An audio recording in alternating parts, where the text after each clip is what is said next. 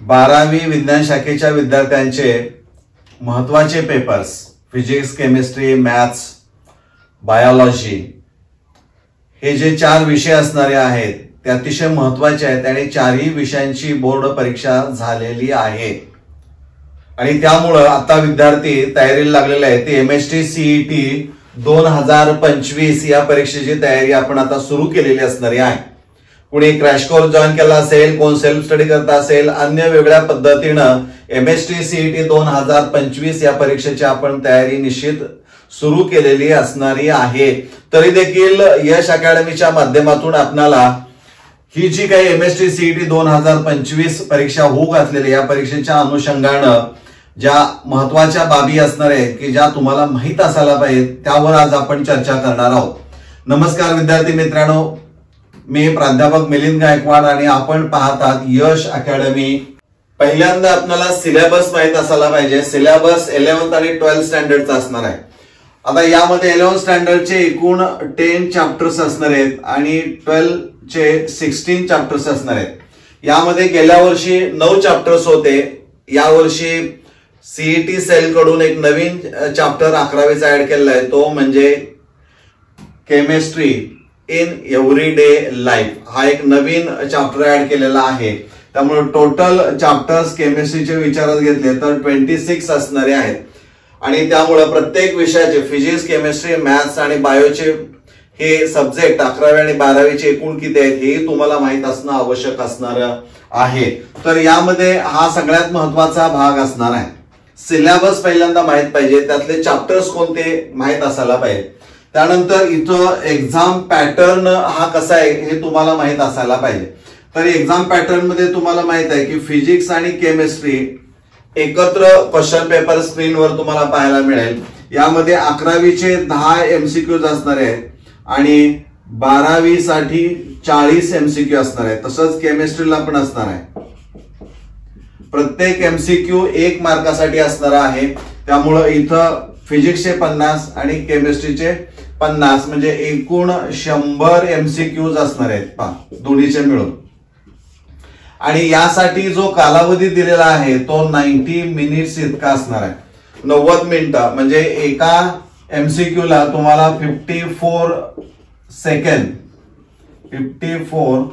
Second पर question तुम्हाला तो वेळ लागणारा आहे. म्हणजे तेवढ्या वेळेमध्ये तुम्हाला ते प्रश्न सोडवणं अपेक्षित असणार आहे. हे खूप महत्वाचं आहे, लक्षात घ्या.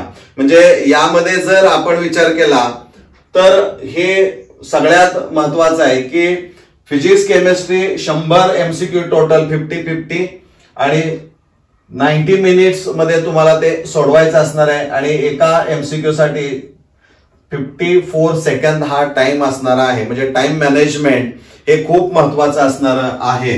यामध्ये एक्झाम पॅटर्न मध्ये त्याने असं म्हटलंय की एक्झाम डेट्स जे असणारे आहेत त्या PCB साठी 9 एप्रिल पासून परीक्षा सुरू होते ते 17 एप्रिल आणि PCM साठी 19 एप्रिल ते 27 एप्रिल हा कालावधी असणार आहे. म्हणजे PCB साठी 9 एप्रिल ते 17 एप्रिल, PCM साठी 19 एप्रिल ते 27 एप्रिल अशा पद्धतीने असणार आहे. यामध्ये 2 शिफ्ट असणारे आहेत. एक मॉर्निंग शिफ्ट असेल तर एक इव्हिनिंग शिफ्ट असणार आहे. आता मॉर्निंग शिफ्ट जे असणारे आहे ते 9 ते 12 ही वेळ असणार आहे आणि इव्हिनिंग शिफ्ट 3 ते 6. त्यामुळं विद्यार्थ्यांना ऍडमिट कार्ड ज्यावेळी मिळेल त्यावेळेस विद्यार्थ्यांनी पाहायचं आहे मॉर्निंग शिफ्ट आहे का इव्हिनिंग शिफ्ट. जर मॉर्निंग शिफ्ट असेल तर तुम्हाला 7:30 वाजता सकाळी केंद्रावर उपस्थित राहावं लागणार आहे आणि जर 3 ते 6 इव्हिनिंग शिफ्ट असेल तर 1:30 वाजता तुम्हाला केंद्रावर उपस्थित राहावं लागणार आहे. म्हणजे याचा अर्थ असा तुम्हाला किमान 1.5 तास अगोदर केंद्रावर उपस्थित असणं गरजेचं असणार आहे. त्या केंद्रावर जाण्यापूर्वी ज्या आवश्यक बाबी परीक्षेच्या दृष्टिकोनातून असणाऱ्या आहेत, ऍडमिट कार्ड असेल किंवा ज्या गोष्टी लागणार आहेत ह्या सगळ्या गोष्टी तुमच्याकडे असणं अपेक्षित असणार आहे. त्यामुळे ही गोष्ट आपण लक्षात ठेवणं खूप गरजेचं असणार आहे. त्यानंतर फोकस ऑन, नेमकं तुम्ही या परीक्षेच्या अनुषंगानं फोकस जास्त कोणावर करायचा आहे तर 12th चॅप्टर्स 12वीचे चॅप्टर्स तुम्ही जास्तीत जास्त करा. त्याचं कारण असणार आहे, एक तर 12वीच्या चॅप्टर्सवर 40 MCQs असणार आहेत आणि स्टेट बोर्ड एक्झामसाठी आता तुम्ही तयारी केलेली असणार आहे, त्यामुळं तुमचा सगळा अभ्यास झालेला असणार आहे. त्यामुळे जास्तीत जास्त फोकस या 40 MCQs वर म्हणजे 16 जे चॅप्टर्स असणार आहेत यावर करा, की जेणेकरून तुम्हाला जास्त तयारी करता येईल, जास्त स्कोर तुम्हाला या 12th सब्जेक्ट मधून किंवा 12th चॅप्टर मधून तुम्हाला करता यायला पाहिजे. म्हणजे सगळ्यात महत्वाचं असणार. याचा अर्थ असा की 11वीच्या चॅप्टर्सकडे लक्ष द्यायचंच नाही असं होणार नाही, परंतु इथं 10 चॅप्टर्स आहेत, त्यामुळं 10 MCQ, प्रत्येक चॅप्टरवर 1 MCQ असणारा आहे. त्यामुळे तुम्हाला याची रिव्हिजन खूप करावी लागणारी आहे. ऑलरेडी तुमचा स्टेट बोर्डच्या माध्यमातून अभ्यास झालेला आहे, त्यामुळे जास्तीत जास्त या 40 MCQ वर फोकस तुम्ही करणं गरजेचं असणार आहे. स्टडी प्लॅन म्हणजे आता आज तारीख विचारात घेतली आणि तुमचा 9 तारखेला पहिला PCBचा असणार आहे परीक्षा. तर हा जो कालावधी असणार आहे, या कालावधीमध्ये जो दिवस तुम्हाला मिळणार आहेत, 35 दिवस मिळतील किंवा अन्य जे असणारे आहेत हे डेज तुम्ही कॅल्क्युलेट करायचे आहेत आणि कॅल्क्युलेट केल्यानंतर त्याचं एक शेड्यूल तयार करायचं. तुमचा PCB असेल तर PCBचं शेड्यूल तयार करा, PCM असेल तर PCMचं करा. काही विद्यार्थी दोन्ही ग्रुप देत आहेत, त्यामुळे त्या पद्धतीने PCMBचं शेड्यूल तुम्हाला तयार करावं लागणार आहे. हे खूप महत्वाचं असणार आहे. यामुळं स्टडी प्लॅन हा मी सांगण्यापेक्षा तुमचा जो अभ्यास आता स्टेट बोर्डच्या दृष्टिकोनातून तुम्ही तयार केली त्या पद्धतीनं थोडासा मॉडिफाय करून जास्त इफेक्टिव्ह कसा करता येईल त्या दृष्टीनं तुम्ही प्रयत्न करून तो प्लॅन तयार करायचा आहे. यामध्ये सगळ्यात महत्वाचं काय असणार आहे तर PYQ म्हणजे प्रिव्हियस इयर क्वेश्चन्स. म्हणजे तुम्ही प्रिव्हियस इयर क्वेश्चन जर पाहिजे असतील तर यश अकॅडमी कराड या युट्यूब चॅनलवर अनेक व्हिडिओज या CET वर उपलब्ध आहेत, ते बघा. तुमच्या लक्षामध्ये येईल की यामध्ये नेमकं क्वेश्चनचं नेचर काय असणार आहे, त्यानंतर त्याची डिफिकल्टी लेवल काय असणारी आहे. डिफिकल्टी लेवल तुम्हाला माहित पाहिजे, कारण जनरली त्याने असं म्हटलेलं आहे की PCB ग्रुप जर असेल तर त्यामध्ये जे विचारले जाणारे प्रश्न असणारे आहे त्याची डिफिकल्टी लेवल जवळजवळ नीट अंडर ग्रॅज्युएट इतकी असणारी आहे. आणि PCM ग्रुप जे विद्यार्थी देणारे आहेत त्यांच्यासाठी म्हणजे JEE आणि JEE मेन ची जी डिफिकल्टी लेवल असणार आहे ती इथं असणार आहे.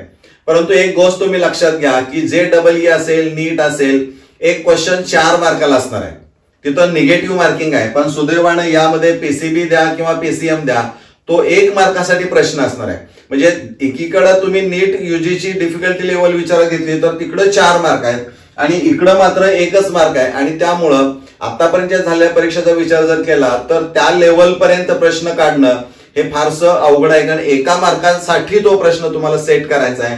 आणि त्यामुळं जरी म्हटलं असलं डिफिकल्टी लेवल त्या लेवलची आहे नीटसाठी आणि JEEची, तर ते इतकं शक्य होणार नाही. कारण 4चा प्रश्न 1 मार्काला विचारणं म्हणजे मुलांच्यावर अन्याय केल्यासारखं ते होणार आहे आणि त्यामुळं तसं कुठेही पाहायला मिळणार नाही. त्यामुळं प्रिव्हियस इयर क्वेश्चन सोडवताना ह्या गोष्टी तुम्हाला लक्षात येतील आणि वारंवार म्हणजे प्रिव्हियस इयर क्वेश्चन असतील किंवा नवीन असतील जास्तीत जास्त सोडवण्याचा प्रयत्न करा. इतके प्रश्न सोडवा की तुम्हाला तो प्रश्न वाचतानाच तुमच्या लक्षामध्ये यायला पाहिजे की याचं नेमकं उत्तर काय असणार आहे. इतकी तुमची तयारी होणं गरजेचं आहे.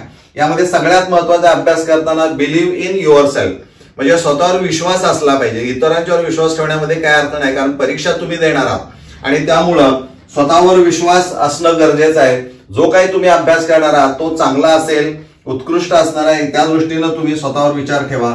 बुक्स सगळ्यात महत्वाचं आहे. तुम्ही JEEची तयारी करत असाल किंवा नीटची तयारी करत असाल ते रेफरन्स बुक्स तुम्ही वापरत असणार आहात, ते बघायला काही हरकत नाही. पण MST CET या परीक्षेसाठी मात्र जे बुक्स वापरावे लागणार आहेत त्यामध्ये आपण बुक्स म्हणण्यापेक्षा बुक म्हणूया. जे स्टेट बोर्डचं असणार आहे, बालभारतीनं तयार केलेलं जे पुस्तक जे तुम्ही 11वी 12वीला अभ्यासलेलं आहे ते पुस्तकच वापरायचं. कारण CET मध्ये जे क्वेश्चन पेपर मध्ये जे प्रश्न सेट केले जाणारे आहेत ते सगळे टेक्स्टबुक मधून घेतले जातात आणि त्यामुळं बाहेरचे आउट ऑफ सिलेबस हा प्रश्न सेट केला जाणार नाही. त्या दृष्टिकोनातून जे बालभारतीनं तयार केलेलं पुस्तक असणार आहे ते पुस्तक तुम्ही म्हणजे जे 11वी आणि 12वीला अभ्यास केलेलं पुस्तक असणार आहे तेच तुम्ही वापरायचं आहे. हे फार महत्वाचं आहे, लक्षात घ्या. PPP ट्रिपल P म्हटलंय, म्हणजे प्रॅक्टिस प्रॅक्टिस अँड प्रॅक्टिस. म्हणजे जर तुम्हाला आपण असा विचार करूया की तुम्हाला टॉप स्कोर करायचा आहे, तर तुम्हाला प्रचंड प्रॅक्टिस करावं लागेल. नुसती प्रॅक्टिस प्रॅक्टिस आणि प्रॅक्टिस. जितका सराव तुम्हाला करता येईल, जेवढे न्यूमरिकल सोडवता येतील, जेवढे फॉर्म्युले लक्षात ठेवता येतील, ते सगळं तुम्हाला करावं लागेल. म्हणजे टॉप स्कोर जर तुम्हाला मिळवायचा असेल तर टॉप स्कोर जर मिळाला तर टॉप कॉलेज मिळणार आहे, लक्षात घ्या. टॉप कॉलेज जर मिळालं तर टॉप फॅकल्टी असणार आहे, उत्कृष्ट दर्जाचे शिक्षक तुम्हाला शिकवायला असणारे आहेत, आणि त्याच महाविद्यालयामध्ये टॉप प्लेसमेंट देखील असणारे आहे. म्हणजे प्लेसमेंटची संख्या जास्त असणारी आहे. त्यानंतर टॉप जॉब तुम्हाला मिळणार आहे. टॉप जॉब मिळाल्यानंतर टॉप सॅलरी असणारी आहे. आणि टॉप ह्या सगळ्या गोष्टी जर तुम्ही अचीव्ह केल्या तर तुमची स्टॅबिलिटी देखील कशी असणार आहे, टॉपच असणारी आहे. म्हणजे सर्वात जास्त, म्हणजे हे सगळं आपण जे करतो ते फक्त स्टॅबिलिटीसाठी करतो, आणि त्यामुळं ह्या सगळ्या गोष्टी जर तुम्ही केल्या, म्हणजे 98-99% जर तुम्ही अचीव्ह केला तर ह्या गोष्टी तुम्हाला निश्चित मिळू शकतील, यामध्ये काही शंका असणार नाही. म्हणजे त्या दृष्टीनं आपण विचार करणं खूप गरजेचं आहे. त्यासाठी तुम्हाला प्रॅक्टिस प्रॅक्टिस प्रॅक्टिस हे करावं लागणारच आहे. एक्झामिनेशन हॉलमध्ये ज्यावेळी तुम्ही त्या कॉम्प्युटरच्या समोर बसाल, लॉग इन कराल, आणि ज्यावेळी स्क्रीन ओपन होईल त्यावेळेस तुम्हाला फिजिक्स आणि केमिस्ट्रीचे प्रश्न तुम्हाला पाहायला मिळतील. म्हणजे एकच प्रश्न एका वेळी तो दिसणार आहे, तो फिजिक्स आणि केमिस्ट्रीचा असणार आहे. तर इथं क्वेश्चन ID म्हणजे तो नंबर इथं असणार आहे, लक्षात घ्या. त्यानंतर इथं सब्जेक्ट तुम्हाला केमिस्ट्री किंवा फिजिक्स जो काय असेल तो तुम्हाला पाहायला मिळेल. त्यानंतर इथं असणार आहे क्वेश्चन, म्हणजे MCQ असणार आहे, आणि त्या MCQचे जे ऑप्शन असणार आहेत यांचे देखील नंबर्स हे वेगळे असणार आहेत, लक्षात घ्या. म्हणजे इथं या पद्धतीने नंबर्स तुम्हाला वेगळे पाहायला मिळतील. म्हणजे तुम्ही आता सराव करताना तुम्हाला ABCD असं आपण ऑप्शन देतो, परंतु ज्यावेळी तुम्ही CET सेलची परीक्षा द्याल त्यावेळी मात्र तुम्हाला हे सगळं तिथं दिसणार आहे. त्यामुळे इथं हा प्रश्न वाचल्यानंतर हा क्वेश्चन ID तुम्हाला माहित, म्हणजे तुम्ही वाचल्यानंतर इथं ऑप्शन कुठला सिलेक्ट करायचा आहे तो तिथं तुम्ही सिलेक्ट करायचा आहे, जो करेक्ट तुम्हाला वाटतोय तो. परंतु हे चार्ट आता एक्सप्लेन का करतोय, ज्यावेळी तुम्हाला रिझल्ट तो डिक्लेअर होणार आहे त्याच्या अगोदर प्रोव्हिजनल आन्सर की ही CET सेल कडून तुम्हाला ती तुमच्या लॉगिन वर बघायला मिळते.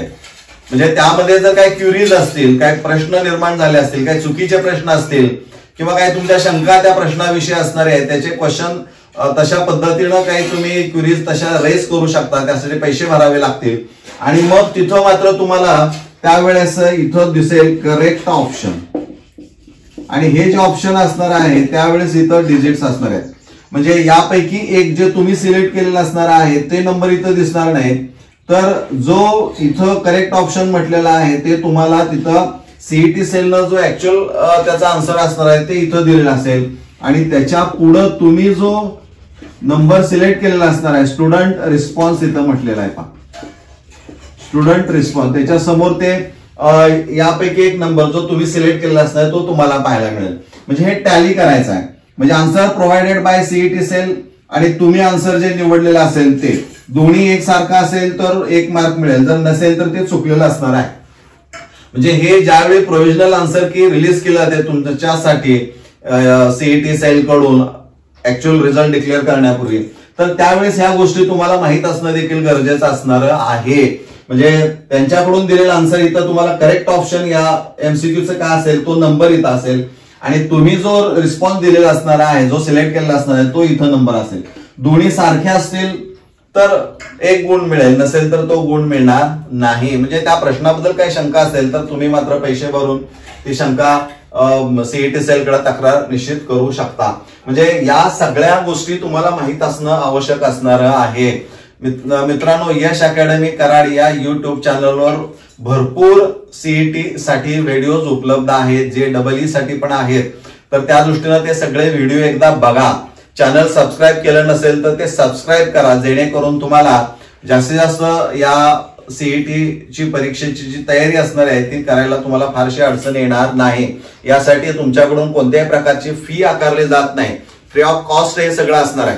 आणि त्यामुळं तुम्हाला फक्त चॅनल तो सबस्क्राईब करावा लागणार आहे एवढंच, आणि नोटिफिकेशन आयकॉन बेल प्रेस करायला लागेल, जेणेकरून तुम्हाला ते व्हिडिओ पाहायला मिळतील.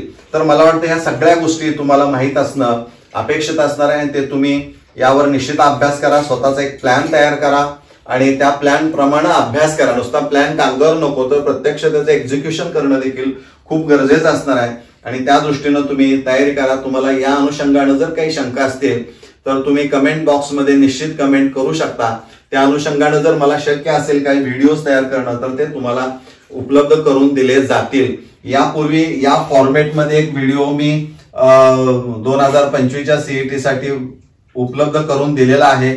अशा आणखीन 4 सीईटी एक्झाम पेपर म्हणजे 50 MCQs असणार आहे. हे तुमच्यासाठी यानंतरच्या पुढच्या काळामध्ये निश्चित ते युट्यूब चॅनलवर तुम्हाला पाहायला मिळतील. या सगळ्याची माहिती तुम्हाला असणं खूप आवश्यक असणार आहे. धन्यवाद.